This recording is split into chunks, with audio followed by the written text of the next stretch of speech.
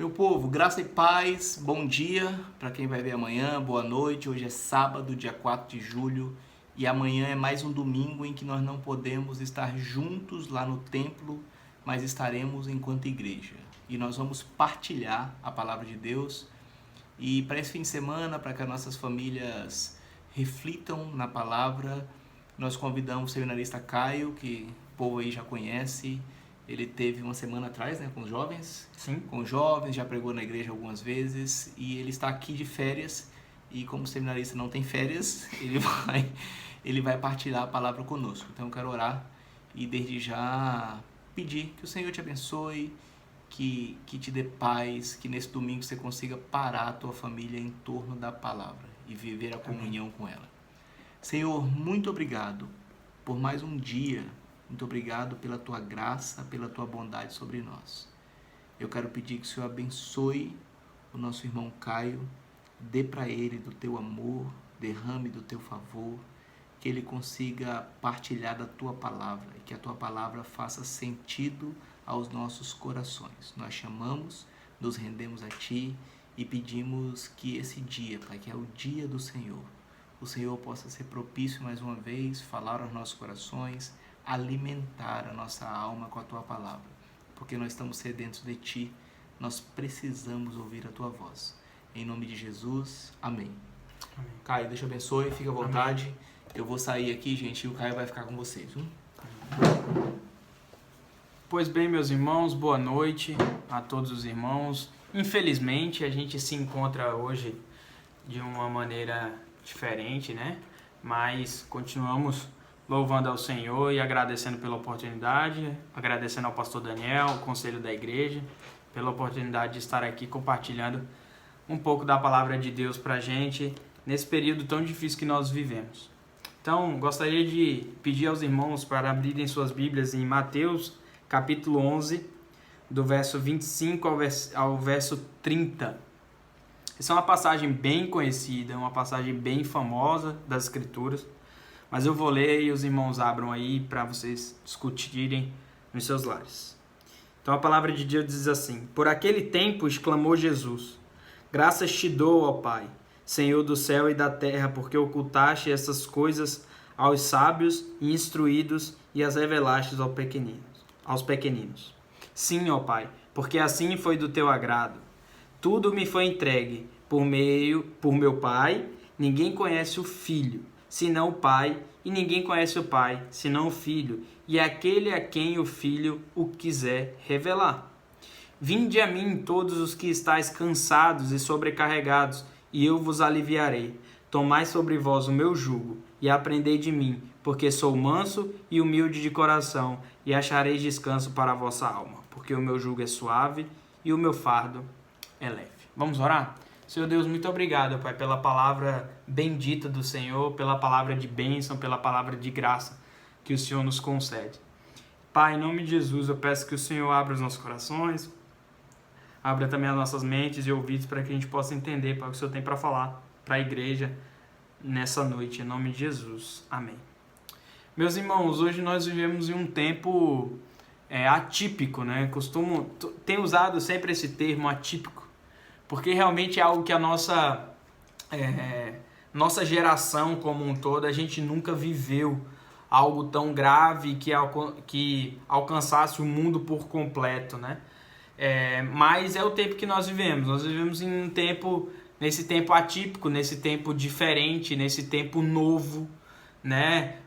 Muita gente está chamando aí de um novo normal. Será mesmo que a vida vai continuar sendo assim?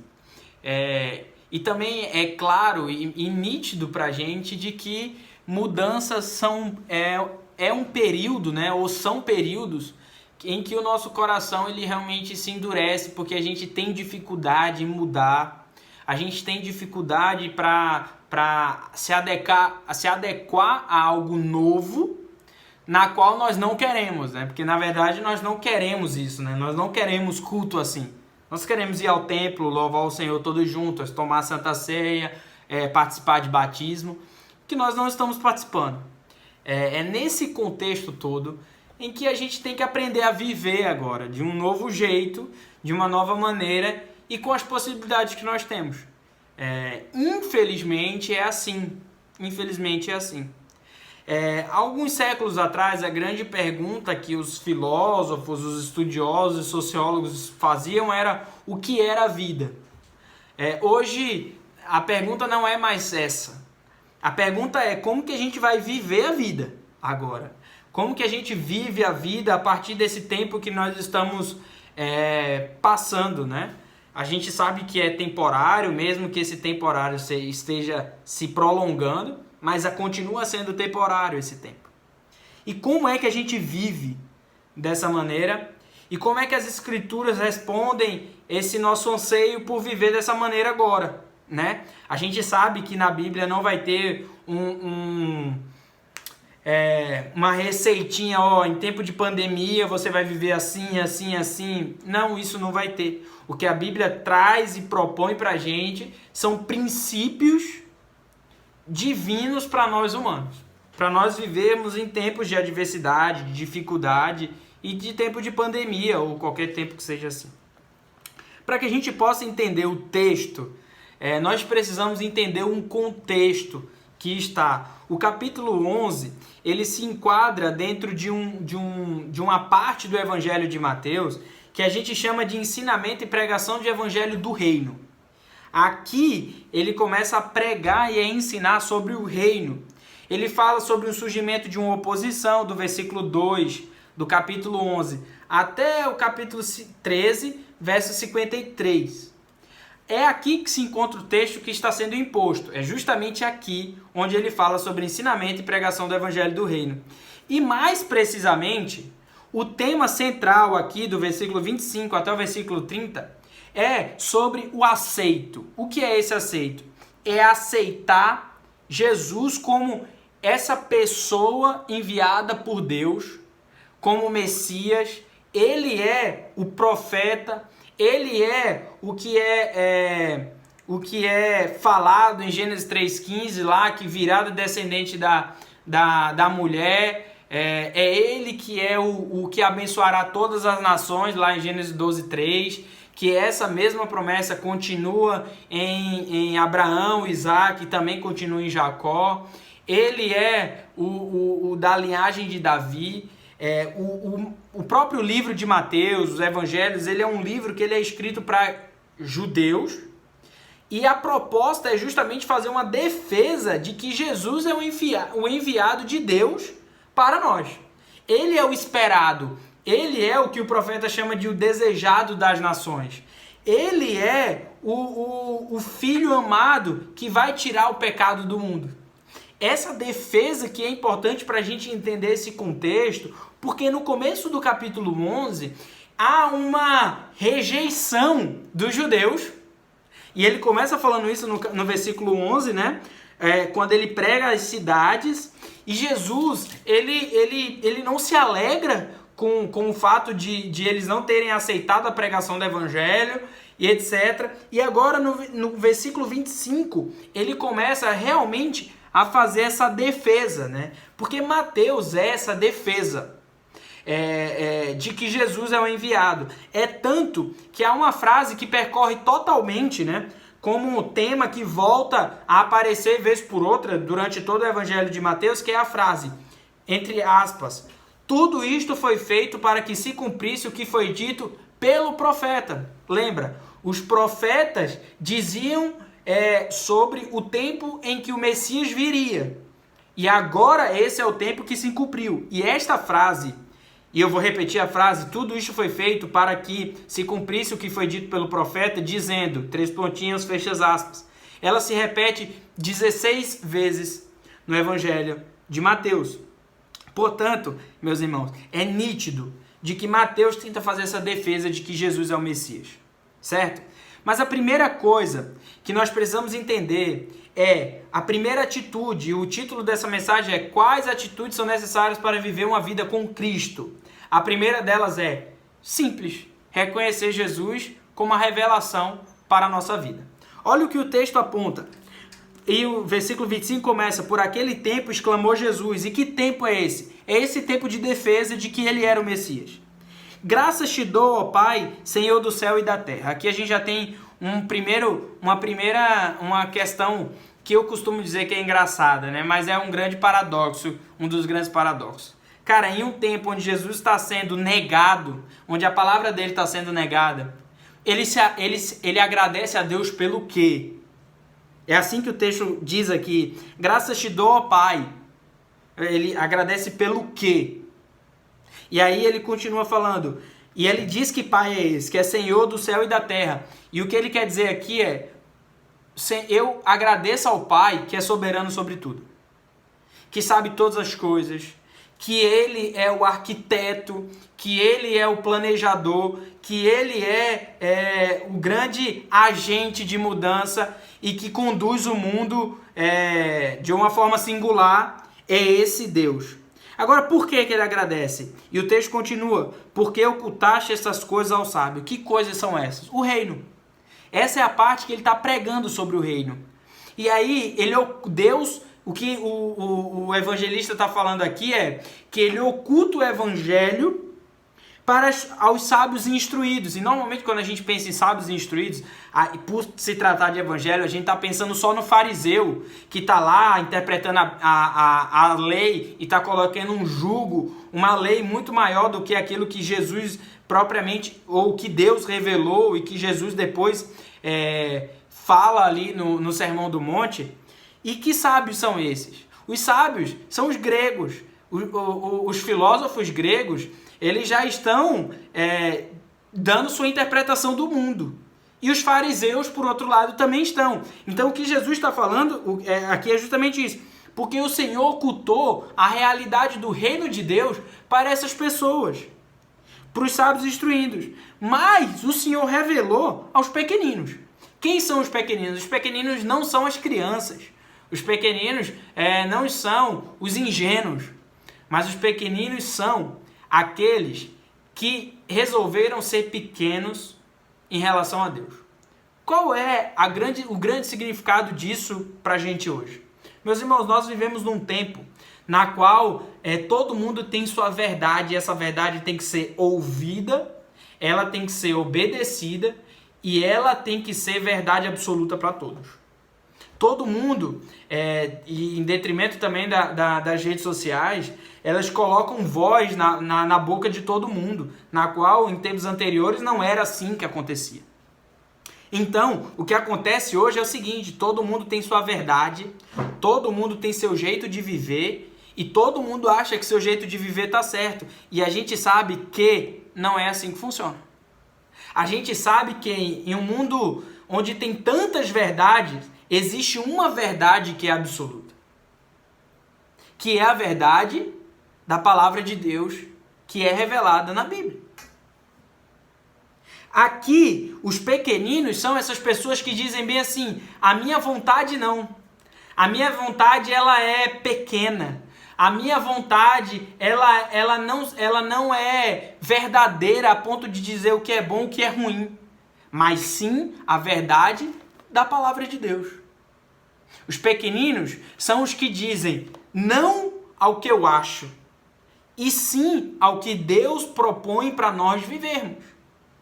Ele continua no versículo 26, dizendo: sim, ó Pai, porque assim foi do teu agrado. Deus quis que fosse assim. Mais uma vez, ele traz a soberania de Deus para nós não sermos contra ela, mas pelo contrário, para nós descansarmos nela. Deus quis que fosse assim, porque assim era do seu agrado. E agora no versículo 27, Jesus propriamente dito vai dizer: tudo me foi entregue por meu Pai. E entendam, ele está querendo se defender dizendo que ele é o Messias, que ele é o Filho de Deus, que ele é o prometido. E olha o que ele fala: tudo me foi entregue por meu Pai. Ninguém conhece o Filho senão o Pai, e ninguém conhece o Pai senão o Filho, e aquele a quem o Filho o quiser revelar. Aqui eu tenho algumas considerações a fazer. A primeira consideração que eu tenho a fazer é nítido no texto quantas vezes ele repete a palavra Pai e a palavra Filho. Então é nítido o quanto que Jesus está querendo mostrar para aquele povo o seguinte: eu sou o Filho de Deus. E nós temos, a outra coisa que ele quer dizer aqui é, nós temos uma relação tão grande que eu, filho, revelo o Pai. E essa relação que a gente não consegue com a nossa própria mente ou com a nossa racionalidade entender que relação tão profunda é essa, a ponto de o Pai se revelar totalmente ao Filho e a ponto de nós entendermos que quando a gente quiser conhecer a Deus, nós precisamos conhecer o Filho que nele é revelado. Isso, meus irmãos, nos traz algumas coisas interessantes para o nosso coração. Mas antes de eu dizer a importância dessa relação e a importância de Jesus querer mostrar por que ele era o Filho de Deus, eu quero trazer para os irmãos o que está escrito em Jeremias, capítulo 23, versículo 5 ao versículo 8. E eu não vou ler do versículo 5 ao versículo 8 por causa do tempo, mas eu vou ler o finalzinho, que o profeta diz assim, mostrando assim que Jesus o que os profetas pregaram e profetizaram. Jesus, o Filho de Deus, o nosso Messias e Salvador. Irmãos, nós precisamos reconhecer quem é Jesus e quem nós somos em relação a Jesus. Nossa arrogância, nossa prepotência de querermos ser sábios, instruídos, quando na verdade nós temos que ser pequeninos. E pequeninos, eu não estou chamando você para uma falsa humildade. Eu estou chamando você para você entender que nós precisamos entender que a nossa verdade, ela não é melhor nem maior que a verdade que é que Jesus Filho é o Filho de Deus. Que Jesus Cristo é o Filho de Deus. Essa é a grande verdade. A primeira coisa que nós precisamos entender nessa vida, para nós vivermos de modo feliz com Cristo, é entender que Jesus Cristo é o Senhor. Ele é o Messias.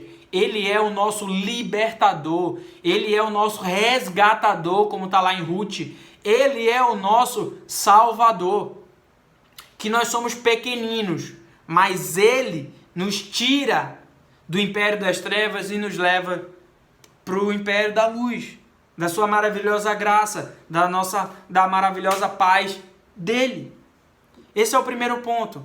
Nós não vamos conseguir ter uma vida boa em Cristo Jesus se primeiro nós não reconhecemos Ele como Filho de Deus.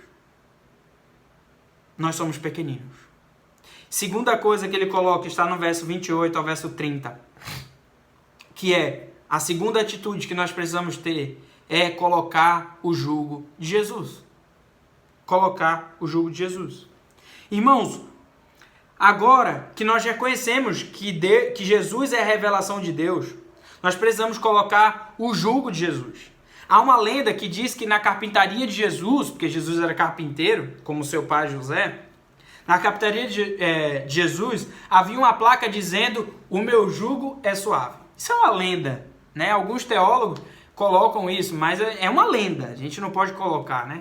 Mas de toda forma, o jugo era feito de madeira para se ajustar ao pescoço e aos ombros do animal, que era para usá-lo a fim de evitar atrito talhado à mão. Ou seja, colocava o jugo aqui, mais ou menos no animal, e ali ele fazia o que ali era mandado. Por razões óbvias, o termo foi amplamente usado no modo antigo como uma metáfora para a apresentação. E por que é interessante? Por que Jesus usou isso? Usou o jugo. Porque, meus irmãos, naquela época, os rabinos, eles tinham os seus talmide, que eram os seus aprendizes ali. E os seus aprendizes, cada um usava o jugo do seu rabino, ou seja, do seu mestre. Ou seja, eu sigo aquilo que o meu mestre fala. Então você poderia colocar, entender, vou dar um exemplo simples para você. Vamos dizer que o Daniel seja o meu mestre e eu seja o seu discípulo. Então quando alguém pergunta, qual é o seu jugo, Caio? E aí eu falo, o meu jugo é o do Daniel, e todo mundo vai saber qual é o jugo. Nessa metáfora, o jugo significa as filosofias, a interpretação da lei e também tudo que ele entendia do universo. Olha que interessante. E o que Jesus está falando para a gente é para nós colocarmos o jugo dele, para colocar o que ele entendia e a revelação dele para nós vivermos daquela forma. Então, primeira coisa, meus irmãos, ele faz um convite. E o convite é: vinde a mim. Vinde a mim. Ó, eu sou o Filho de Deus, então agora eu vou fazer um convite para vocês. Venham para mim. Venham para mim. Quem que vem? Todos os que estáis cansados e sobrecarregados. Meus irmãos, tanto a sabedoria grega quanto o farisaísmo, eles colocavam julgos além do que a gente podia aguentar. E esses julgos, essas filosofias, essas cobranças que eram postas sobre aquele povo, deixavam as pessoas cansadas e sobrecarregadas. E aqui eu quero colocar uma questão interessante. Cansado tem um significado e sobrecarregado tem outro significado na palavra grega. Para cansado significa questões internas. E para sobrecarregado, questões externas. Eles não só estavam cansados, meus irmãos, fisicamente, mas emocionalmente esse povo estava destruído. Por quê? Porque eram colocado um jugo além do que eles podiam levar. E qual era o jugo principal? Era: você precisa agradar a Deus. Você precisa ser aceito por Deus. E aí, essas pessoas tinham que cumprir regras. Essas pessoas tinham que cumprir filosofias. Essas pessoas tinham que cumprir ritos tão pesados a ela e que de fato não agradavam a Deus. Porque agora o que agrada a Deus é o culto a Jesus. Jesus leva a agradabilidade desse povo na cruz. E nós somos aceitos não pelos que nós fizemos, mas porque Deus nos amou primeiro. E o que Jesus coloca aqui é justamente isso. Vocês que estão cansados, eu aliviarei. Por que eu aliviarei? Porque eu vou levar o jugo. Eu vou levar isso que está sendo pesado, que está sendo sobrecarregado, que está sendo cansado em vocês, para a cruz do Calvário. E a partir dali, da obra feita na cruz, vocês são aceitos, vocês são aliviados. Irmãos, nesse tempo, isso era uma palavra de esperança enorme. Por quê? Porque agora eu não preciso fazer mais nada para agradar a Deus, além de crer em Cristo Jesus, que é o ponto anterior que eu falei para vocês. No versículo 29 ele diz: tomai sobre vós o meu jugo. E aqui ele faz um outro convite. O primeiro convite é: vinde a mim vocês que estão cansados e sobrecarregados, e eu vos aliviarei. E o segundo convite é: tomai sobre vós o meu jugo. Irmãos, uma coisa muito importante. Interessante que Jesus não fala para nós não colocarmos jugo nenhum, mas pelo contrário, para colocar o dele. E olha, nós temos 3 jugos aqui no texto então. Nós temos o jugo dos gregos, nós temos o jugo dos judeus e nós temos o jugo de Jesus.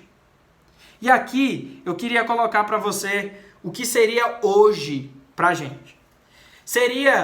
Tim Keller fala no seu livro Igreja Sentada que existe hoje 2 filosofias de vida predominantes. A primeira delas é o conservadorismo farisaico ou o legalismo, como a gente conhece mais. Mas eu gosto desse termo conservadorismo farisaico. E por outro lado, nós temos o liberalismo republicano. Eu vou explicar para vocês o que é isso. O conservadorismo farisaico é as leis que sobrecarregavam o povo. Você não pode andar 200 metros, você não pode fazer isso, você não pode fazer aquilo. De 10 mandamentos que Deus colocou lá em Moisés, no Monte Sinai, no Êxodo, os judeus conseguiram criar milhares e milhares de regras para um possível agrado de Deus. Isso. Por outro lado, nós temos o liberalismo republicano, que é o quê? O liberalismo, enquanto um fala demais em Deus, vamos dizer assim, o outro absolutamente nega Deus. Deus, talvez, numa filosofia mais propícia a Deus, seria assim: Deus criou e agora a gente faz o que a gente quiser do mundo, se Deus existir. É mais ou menos isso hoje que é predominante. Só que Jesus vem e coloca um terceiro. Olha que interessante, ele coloca um terceiro. E qual é o terceiro? O terceiro é o Evangelho. E o que é o Evangelho, Caio? O Evangelho é isso. Esse alívio que ele fala no versículo 28. O Evangelho, ele é aquilo que diz bem assim: olha, eu amei vocês primeiro. Eu amei vocês primeiro. Eu fiz por vocês não precisam fazer nada. Eu já fiz por vocês. Esse é o Evangelho. E por que ele faz isso? Porque ele é um cara manso. porque, desculpa pelo cara, né? Mas porque ele é manso, porque ele é humilde de coração. E ele acha descanso para a vossa alma. Meus irmãos, a gente precisa entender a história da redenção. Nos capítulos 1 e 2, na verdade, de Gênesis, a gente tem a criação e Deus fala que tudo aquilo era bom e tudo aquilo era belo. E ele amou a criação. Só que no capítulo 3 de Gênesis é a entrada do mal no mundo. E essa entrada do mal no mundo, ela é o que a gente chama de pecado.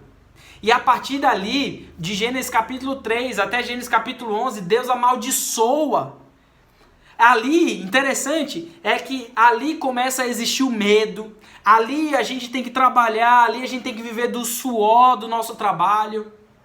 E Deus amaldiçoa a sua criação, porque o pecado entrou no mundo, corrompeu o mundo. Só que a partir do capítulo 12 de Gênesis, quando Deus chama Abraão, Deus começa um processo de restauração dali.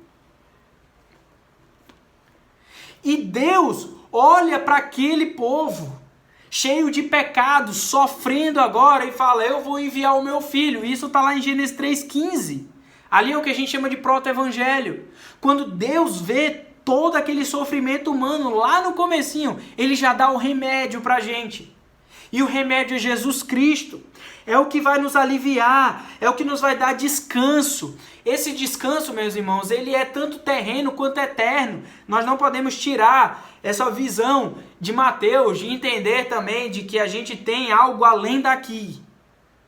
Que Deus propõe essa vida eterna para a gente. E por último, no versículo 30 ele diz, porque o meu jugo é suave e o meu fardo é leve. E o que Jesus está dizendo aqui é o seguinte, enquanto o deles levam vocês para o cansaço e para um sobrecarregamento, o meu, ele é suave e é leve. O que Jesus está chamando a gente é para descansar nele e nele somente. E aqui, meus irmãos, o interessante disso tudo é que agora nós não precisamos de aceitação. Nós não precisamos fazer nada, porque Jesus já fez em nosso lugar. Agora é tempo de nós descansarmos em Cristo Jesus. Hoje nós vivemos em tempo de grande aflição de alma, onde o número de suicídio tem crescido, onde o número de depressões tem crescido, o número de doenças da alma tem crescido. E o que Deus está chamando é nos chamando para descansar nele. Nesse período de quarentena, muita gente tem ficado sobrecarregada, cansada, tanto internamente quanto externamente, tanto emocionalmente quanto fisicamente. Mas Deus nos chama para descansar em Cristo Jesus, para colocar o seu jugo. O profeta Isaías já diz no capítulo 55, por que gastais o dinheiro naquilo que não é pão, e o vosso suor naquilo que não satisfaz? Ouve-me atentamente, comei o que é bom e vos deleitarei dos finos manjares. E lá no finalzinho ele diz, se você fizer isso, vós saireis com alegria, e em paz sereis guiados.